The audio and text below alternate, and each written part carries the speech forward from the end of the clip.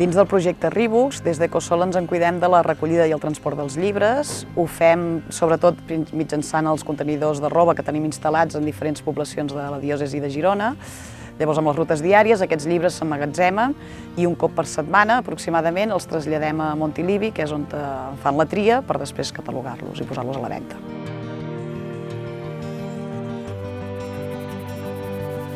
Cada una de les tres entitats ens hem especialitzat en una part d'aquest projecte. La nostra, concretament, és la classificació i posada a punt dels llibres que ens arriben des d'Ecosol, en aquest cas. L'activitat de Rebooks és mirar els llibres si estan bé, per exemple, obrir les pàgines que no estiguin vells, perquè si estan vells també els descartem. Si són bons, els netegem després. Després els netegem. Això és Rebooks.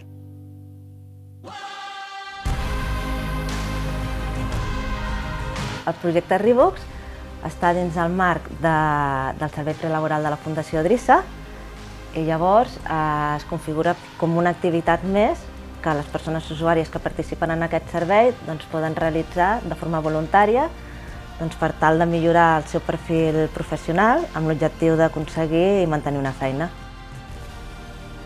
Comencem a la Fundació Ramon Noguera, que està a la seu del carrer Indústria.